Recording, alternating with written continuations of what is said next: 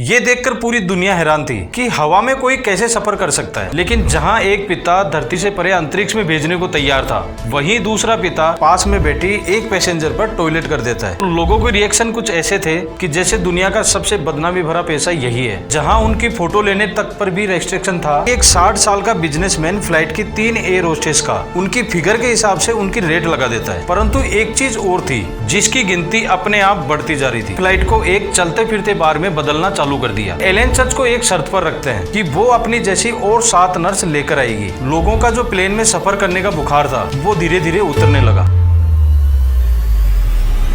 हरियाणा के करनाल शहर में 10 साल की बच्ची जब आकाश में उड़ते हुए प्लेन को देखकर एस्ट्रोनॉट बनने का सपना देखती है, तो उसका ये सपना पूरा कराने के लिए उसके पिता और परिवार पूरा साथ देते हैं। और एक दिन वही लड़की नासा की एक जानी मानी साइंटिस्ट कल्पना चावला बन के निकलती है। पर वहीं राजस्थान जयपुर की रहने वाली लड़की दिव्या शर्मा जब उसी उड़ते हुए प्लेन को देखती है तो एक सपना देखती है, और वो सपना था एयर होस्टेस बनने का, जिसको हम परिचायिका, केबिन क्रू या व्योम बाला के नाम से जानते हैं। पर यहाँ उसके पिता और परिवार एकदम खिलाफ खड़े हो जाते हैं। अब उड़ना तो दोनों को आकाश में था, लेकिन जहां एक पिता धरती से परे अंतरिक्ष में भेजने को तैयार था, वहीं दूसरा पिता धरती से मात्र कुछ हजार फीट की ऊंचाई पर भेजने में भी आनाकानी कर रहा था। क्या आपको पता है इसका कारण क्या था? ये कुछ वीडियो देखिए।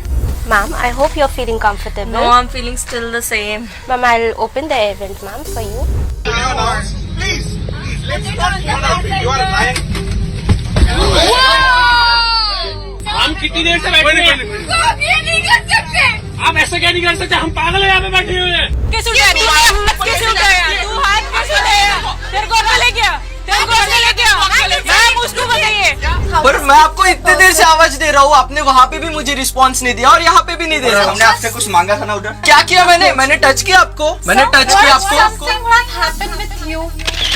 इसी तरह के कुछ कारण थे। जब उसके पिता ने एयर होस्टेस के पेशे के बारे में लोगों से जानकारी और राय मांगी, तो लोगों के रिएक्शन कुछ ऐसे थे कि जैसे दुनिया का सबसे बदनामी भरा पेशा यही है। यहाँ तक कि लोगों की नजर में एक वेटर वाला पेशा था। और भी इस तरह के कई नेगेटिव पॉइंट लोगों ने बताए। पर लोगों के इस तरह के पॉइंट ऑफ व्यू बनने के और भी कई कारण थे। जैसे जहाँ उनकी फोटो लेने तक पर भी रेस्ट्रिक्शन था, वहीं आए दिन कई तरह की न्यूज वीडियो या किस्से निकल कर आते हैं, जिनमें ये एयर होस्टेस अपने वजूद से संघर्ष करती हुई नजर आती है। जैसे 16 दिसंबर 2022 को इस्तांबुल से दिल्ली आ रहे इंडिगो फ्लाइट का एक वीडियो निकल कर आता है, जिसमें एक व्यक्ति खाने को लेकर एयर होस्टेस पर बुरी तरह भड़क जाता है और बदतमीजी की हद पार कर देता है, जिसमें बाद में जाकर एयर होस्टेस भी अपना आपा खो देती है। Because you are yelling on us. No, I am so sorry, sir, but you cannot talk to the crew like that. Shut up. You shut up. I'm an employee. I'm not your servant. इसी तरह का एक किस्सा निकल कर आता है कि एक 60 साल का बिजनेसमैन फ्लाइट की 3 एयर होस्टेस का उनकी फिगर के हिसाब से उनकी रेट लगा देता है। इसी तरह एक न्यूज और निकल कर आती है कि शराब के नशे में एक पैसेंजर पास में बैठी एक पैसेंजर पर टॉयलेट कर देता है और एयर होस्टेस के साथ भी गाली गलौज और बदतमीजी करने लगता है। और एयर होस्टेस एक दामाद की तरह उसकी इज्जत करती रहती है। जमीन से 35,000 फीट की ऊंचाई पर मिड एयर आए दिन इस तरह की घटनाएं आमतौर पर होती रहती है। कई बार तो ये हरकतें इतनी घिनौनी बन जाती हैं कि जब भी इस तरह की कोई न्यूज निकल कर आती है तो कोई भी हो वो इस पेशे से नफरत ही करने लगेगा। आज हम कुछ इसी तरह के सवालों के जवाब तलाशेंगे कि क्या वाकई में एक बदनाम पेशा है। आखिर इनकी ऐसी कौन सी मजबूरी है जिसके पीछे ये इतनी बदतमीजी सहन करती है। क्यों एयरलाइंस कंपनियां भी सिर्फ लड़कियों को रखने के लिए मजबूर है। और सबसे बड़ी बात कि क्यों लोगों को नहीं पता कि जैसे बॉर्डर पर जरूरी है एक सैनिक, वैसे ही एक प्लेन में जरूरी होती है एयर होस्टेस।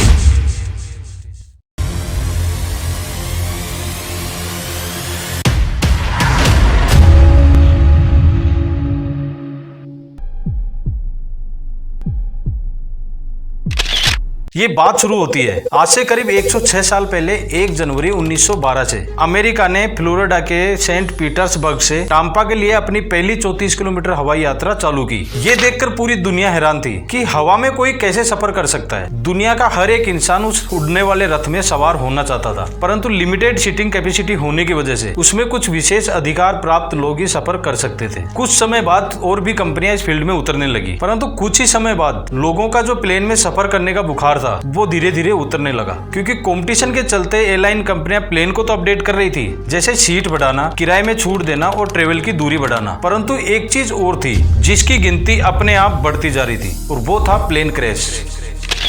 ये एक बड़ी वजह थी कि अब लोग इसमें बैठने से भी घबरा रहे थे और ऊपर से उस समय प्लेन में कोई खास फैसिलिटी भी नहीं हुआ करती थी। एक तरफ तो इंजन का शोर और दूसरी तरफ क्रैश का खतरा। इस डर को कम करने के लिए एयरलाइन कंपनियों ने एक जुगत लगाई। उन्होंने फ्लाइट को एक चलते फिरते बार में बदलना चालू कर दिया और इस तरह से शुरुआत हुई एयर होस्ट यानी फ्लाइट अटेंडेंट की, जिसमें सबसे पहले जो फ्लाइट अटेंडेंट बना वो था हेनरी क्यूबिस, जो प्लेन में खाने पीने और शराब ऑफर करने का काम करता था ताकि पैसेंजर डिस्टरबेंस और क्रैश के खतरे को भूलकर मधोसी में सफर का आनंद लेता रहे। एयरलाइंस का ये प्लान काम करने लगा और लोग फ्लाइट्स की तरफ वापस खींचने लगे, जिस वजह से पैसेंजर के साथ साथ फ्लाइट अटेंडेंट्स भी बढ़ने लगे। करीब 18 साल तक यही व्यवस्था चलती रही, पर जैसे जैसे पैसेंजर्स बढ़ते जा रहे थे वैसे वैसे मिड एयर प्रॉब्लम्स भी खत्म होने का नाम नहीं ले रही थी। मल्टीपल प्रॉब्लम्स बढ़ती जा रही थी। तब कंपनियों को रियलाइज हुआ कि फ्लाइट के अंदर एक डॉक्टर को भी रखना चाहिए जो पैसेंजर्स को आई किसी भी तरह की इमरजेंसी को संभाल सके। पर एक तरफ जहाँ कोई पुरुष इस रिस्की जॉब में आना नहीं चाहता था, वहीं दूसरी तरफ डॉक्टर रखना भी कंपनियों की जेब पर भारी पड़ता, क्योंकि उस समय पूरा वर्ल्ड महामंदी के दौर से गुजर रहा था। वहीं दूसरी तरफ महिलाएं पुरुषों के बराबर दर्जा पाने के लिए संघर्ष कर रही थी। इसी समय 1930 में यूनाइटेड एयरलाइंस में एंट्री होती है एलेन चर्च की, जो पेशे से तो एक रजिस्टर्ड नर्स थी पर पायलट बनना चाहती थी। उस वक्त तक औरतों का चलन नहीं था,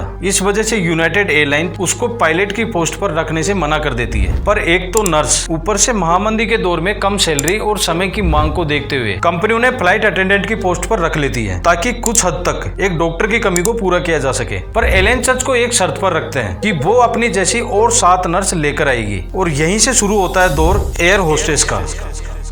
करीब 6 साल के अंदर ही 1936 आते आते लेडीज नर्स ने करीब मेल फ्लाइट अटेंडेंट की जगह ले ली थी, परंतु अभी तक एक्सीडेंट का दौर कम होने का नाम नहीं ले रहा था। एयरलाइंस ऑफ ऑस्ट्रेलिया के स्टिनसन मॉडल एक और भयानक क्रैश कर जाता है, इसलिए दुनिया और एयरलाइंस को समझ आ चुका था कि हवाई सफर में मनोरंजन से ज्यादा सेफ्टी को इम्पोर्टेंसी देनी चाहिए। और उसके बाद शुरू होता है एयरलाइंस के लिए एक और नया दौर, जिसमें सभी एयरलाइन कंपनियां प्लेन में फीचर के साथ साथ फ्लाइट अटेंडेंट में भी बड़ा बदलाव करती है। और सबसे बड़ा जो बदलाव किया गया वो ये कि अटेंडेंट के लिए पुरुषों को कम करके औरतों को प्रायोरिटी दी गई। अब क्योंकि आमतौर पर फ्लाइट के लिए वजन बहुत ज्यादा मायने रखता है, जितना वजन कम प्लेन का एवरेज उतना ही ज्यादा। इसके और भी कई कारण थे, जैसे वजन कम होने के साथ साथ ये पुरुषों के मुकाबले मैनेजमेंट में भी अव्वल थी। ये अपनी कम्युनिकेशन स्किल और बेहतर स्वभाव की वजह से बुरी परिस्थिति को भी संभाल लेती थी। किसी तरह की तकरार में जहाँ पुरुषों को जल्दी गुस्सा आ जाता था, वहीं एक औरत में सहनशीलता ज्यादा थी। वो शांत रहकर भी एक ही बात को आराम से और बार बार समझा सकती थी और लोग उनकी बात को ध्यान से सुनते भी थे।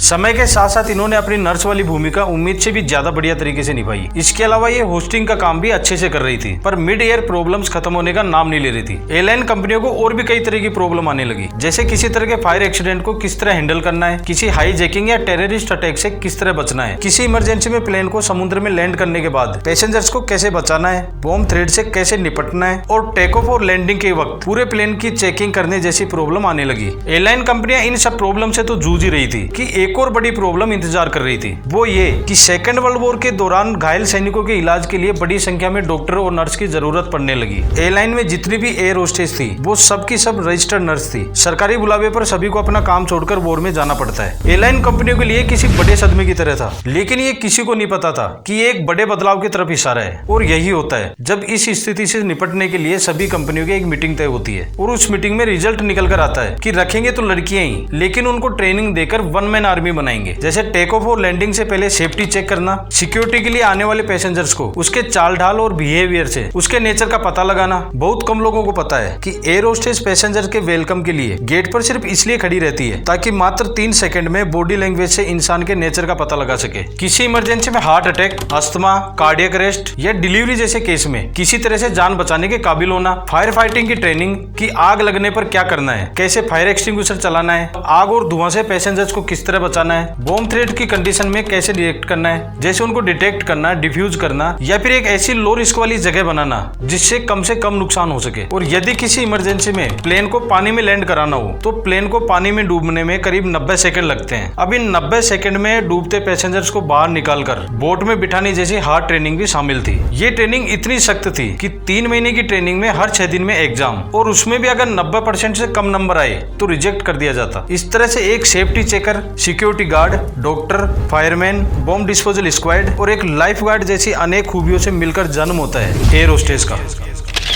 जिसके लिए इनको हाड़तोड़ मेहनत और कड़ी ट्रेनिंग से होके गुजरना पड़ता था। टाइम के साथ साथ प्लेन भी अपडेट होते गए, जिससे एक्सीडेंट में भी कमी आती गई। पर एयर होस्टेस का संघर्ष जारी था। जैसा कि मैंने पहले भी बताया कि उस वक्त महिलाएं अपने वजूद के लिए संघर्ष कर रही थी। उस समय अमेरिका में इक्वल एम्प्लॉयमेंट अपॉर्चुनिटी कमीशन यानी समान रोजगार अवसर आयोग हुआ करता था, जिसको हम EEOC के नाम से जानते हैं। इस आयोग ने महिलाओं के सपोर्ट में बहुत अच्छी भूमिका निभाई थी, इसलिए महिलाओं को कई सेक्टर में नौकरियां मिलना चालू हो गई थी। पर ज्यादा वजन, उम्र और शादी कर लेने जैसे मामलों में उनको नौकरी से निकाल दिया जाता था। और यही सब कानून एयरलाइंस कंपनियों में भी लागू थे। इन रूल्स के अगेंस्ट में पहली बार एक डियाज नाम की महिला EEOC में शिकायत लेकर पहुंचती है, जो कि एक एयर होस्टेस ही थी। उस शिकायत में वो बताती है कि कैसे उनके साथ उम्र, वजन और शादी के नाम पर भेदभाव हो रहा है। इसमें EEOC खुलकर उनका सपोर्ट करता है, जिसका रिजल्ट ये रहा कि 1968 में एयर होस्टेस की उम्र से रेस्ट्रिक्शन हट जाती है। 1980 आते आते मैरिड होने की रेस्ट्रिक्शन भी हट जाती है। लेकिन वजन को लेकर कंपनियां कई तरह की समस्या सामने रखती है। लेकिन फिर भी 1990 तक EEOC मुकदमेबाजी और बातचीत के आधार पर वजन में थोड़ी बहुत छूट दिलवा देता है। पर इनकी ट्रेनिंग जो थी वो डे बाय डे हार्ड होती गई। आज की बात करें तो एयर होस्टेस की ट्रेनिंग का 60% हिस्सा सेफ्टी और इमरजेंसी से रिलेटेड होता है। इसलिए एक बार डिग्री लेकर कोई भी अपनी जॉब परमानेंट नहीं रख सकता। इसलिए एयर होस्टेस की नौकरी पर बने रहने के लिए बार बार मेडिकल टेस्ट और रिफ्रेशर कोर्स करना पड़ता है। इनको सेफ्टी मैनुअल और फर्स्ट एड इंस्ट्रक्शन भी दिए जाते हैं, जिनको सिर्फ पढ़ना ही नहीं बल्कि उनको फॉलो भी करना पड़ता है। फिजिकली और मेंटली फिट रहने के साथ साथ वजन पर भी कंट्रोल करना पड़ता है। आज भी इमरजेंसी के वक्त पैसेंजर्स को सुरक्षित बाहर निकालना इन्हीं की जिम्मेदारी है। खासकर जब खुद की मौत सामने खड़ी हो तो ये जिम्मेदारी अपने आप में प्राउड फील कराती है। तो अगर कोई ये समझता है कि उनको सिर्फ मनोरंजन के लिए रखा गया है तो ये दुनिया की सबसे बुद्धिहीन सोच है। पर एक सवाल ये भी आता है कि इतनी इंटेलिजेंसी होने के बावजूद ये वेटर का काम क्यों करती है? तो इसका जवाब आपको पहले ही बताया गया है कि फ्लाइट में वजन काफी मायने रखता है। हर एक काम के लिए अलग से क्रू रखना काफी कॉस्टली इफेक्टिव रहता है, क्योंकि हाथ से कोई रोज तो होते नहीं। इसलिए ये जिम्मेदारी भी इनको दे दी गई। इसी सर्विस के कारण ट्रॉली जैसे अपमानजनक नाम भी इनको मिले, लेकिन इन्होंने इन सब बातों को इग्नोर करते हुए अपनी सर्विस को जारी रखा। इसका एक कारण ये भी था कि इससे फ्लाइट में घूमते हुए हर एक पैसेंजर और स्थिति पर नजर रहती थी, क्योंकि ये सब उनकी ट्रेनिंग का हिस्सा था। एयर होस्टेस की फैसिलिटी सर्व करने की सर्विस नहीं, इनकी काबिलियत पर वेटर नाम की चादर डाल दी। इधर एक तो लोगों में अवेयरनेस की कमी और ऊपर से एयरलाइन कंपनियों ने अपनी इमेज बनाने के चक्कर में धीरे धीरे इनकी ड्रेस छोटी कर दी। एयरलाइन कंपनियां एयर होस्टेस पर कभी मेकअप के लिए दबाव नहीं डालती, पर औरतों का ये अपना पर्सनल ट्रेंड रहा है, जो शुरू से ही चलता आ रहा है। रही सही कसर हॉलीवुड और बॉलीवुड ने इनके अटपटे सीन दिखाकर पूरी कर दी। धीरे धीरे आम पब्लिक की धारणा में इनकी इमेज गिरती गई, पर असलियत वही जानते हैं जो इस पेशे से जुड़े हैं। वाकई में बहुत ज्यादा सब्र और हिम्मत होनी चाहिए इसके लिए। शाबाशी की हकदार तो झारखंड के आदिवासी और गौर नक्सल प्रभावित नेत्राट जिले के एक छोटे से गाँव लुगुर्मी की रहने वाली अमूल्य अक्का भी है, जिसने एयर होस्टेस बनने का सपना देखा ही नहीं बल्कि सभी एग्जाम पास करके प्रेरणा भी बनी। सैल्यूट तो इन एयर होस्टेस को भी बनता है, क्योंकि अब मैं आपको इनका डेली रूटीन और इनकी इंपोर्टेंस ही बताने जा रहा हूँ। राजस्थान जयपुर की रहने वाली दिव्या शर्मा से जब हमने इस बारे में बात की तो वो ये बात खुलकर कहती है कि आमतौर पर कई लड़कियां एयर होस्टेस बनने का सपना देखती हैं, जो कि बहुत मुश्किल से पूरा हो पाता है। अगर हो भी जाए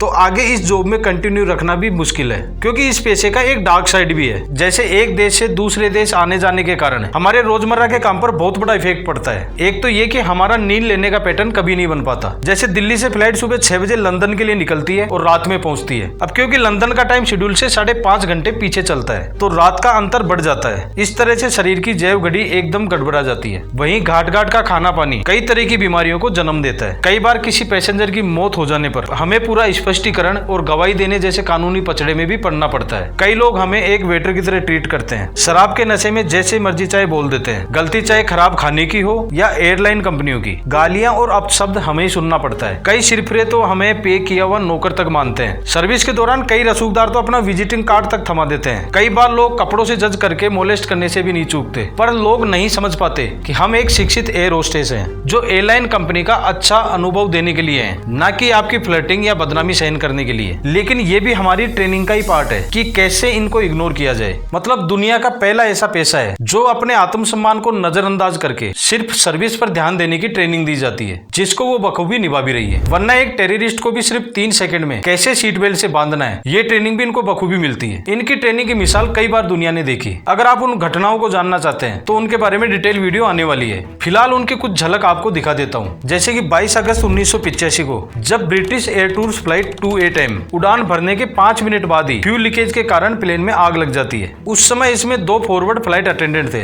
आर्थर ब्रैडबेरी और जोआन टॉप, जो अपने 2 साथियों के जलकर जलकर मरने और खुद जख्मी होने के बावजूद रेंगते हुए प्लेन में कई बार घुसे, सिर्फ पैसेंजर्स को सुरक्षित निकालने के लिए। और आखिर में 33 मिनट की मशक्कत के बाद 131 में से 73 लोगों को बचाने में कामयाब रहे। 8 अप्रैल 1968 जब फ्लाइट BOAC 712 इंजन में खराबी के कारण क्रैश हुआ तो उसमें एक फ्लाइट अटेंडेंट थी, बारबरा जैन हैरिसन। जब जलते हुए प्लेन से लोग कूदने से घबरा रहे थे, उस वक्त वो खुद दरवाजे पर खड़ी होकर लोगों को धक्का दे रही थी। 127 में से 121 लोगों को धक्का देने के बाद जब लास्ट में खुद कूदने वाली थी, तभी देखते कि पीछे एक विकलांग औरत और एक बच्ची अभी जिंदा बची है। वो उनको बचाने के लिए जैसे ही वापस घूमी, अचानक आग तेज हुई और उसके बाद वो फिर कभी वापस नहीं आ सकी। 7 अप्रैल 1936 को जब TWA फ्लाइट 1 अमेरिका के चिट माउंटेन के बर्फीले पहाड़ों के बीच जब क्रैश हुआ तो फ्लाइट अटेंडेंट नेली ग्रेंजर ने जीवित बचे लोगों को सिर्फ बचाया ही नहीं, बल्कि वहां से 6.5 किलोमीटर तक भूखी प्यासी और कई बर्फीले पहाड़ों को पार करके रेस्क्यू टीम तक पहुंची और जीवित बचे लोगों को बचाया। 13 जनवरी 1982 को एयर फ्लोरिडा फ्लाइट 90 जब एक पुल से टकराकर पोटोमेक नदी में क्रैश हुआ तो उसमें एकमात्र जीवित बची फ्लाइट अटेंडेंट केली डंकन ने अपनी खुद की लाइफ जैकेट निकालकर एक पैसेंजर को दे दी। इनकी ट्रेनिंग का एक पार्ट देशभक्ति भी है। जब इसरो चीफ एस सोमनाथ एक बार ट्रेवल कर रहे थे तो एयर होस्टेस ने न सिर्फ खुद वेलकम किया, बल्कि जब सभी पैसेंजर से भी वेलकम करने के लिए कहा तो पूरी फ्लाइट का माहौल देशभक्ति से भर गया।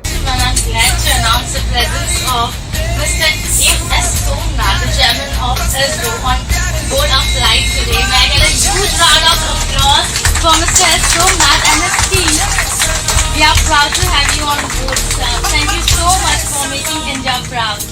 यही नहीं, 5 सितंबर 1986 को पैन AM फ्लाइट 73 जब मुंबई से न्यूयॉर्क जा रही थी तो कराची में अबू निदाल संगठन के 4 टेररिस्ट इसको हाईजैक कर लेते हैं। तब सीनियर पर्सर नीरजा बनोट ने कई पैसेंजर्स और क्रू की जान ही नहीं बचाई, बल्कि टेररिस्ट से बच्चों को बचाते हुए शहीद हो गई। इसके लिए बाद में उन्हें United State Department of Justice और भारत सरकार द्वारा highest civilian honour for bravery award दिया गया। ऐसे सैकड़ों एग्जाम्पल भरे पड़े हैं जब एक एयर होस्टेस ने सैनिक वाली भूमिका निभाई। इनमें से कई तो ऐसी थी जिन्होंने बाकी के मरे हुए लोगों को नहीं बचा पाने के लिए खुद को जिम्मेदार माना और स्ट्रेस में आकर पागल तक हुई। तो अगली बार जब भी फ्लाइट में चढ़ो तो पहले ही कदम पर जो नारी मुस्कुराकर आपका स्वागत करते हुए दिखे तो पूरा सम्मान देना, क्योंकि अब से कुछ घंटों के लिए आपकी जान बचाने की जिम्मेदारी उसी के हाथ में है। इस वीडियो का मकसद सिर्फ इतना है कि इस पेशे के प्रति लोगों के मन में सम्मान जगा पाए, वरना इनकी काबिलियत की कदर तब समझ आएगी जब जमीन से 35,000 फुट की ऊंचाई पर पूरी फ्लाइट आग से घिरी होगी और अपने प्राणों की भीख मांगते हुए सबकी नजरें इन मोहतरमाओं पर होगी।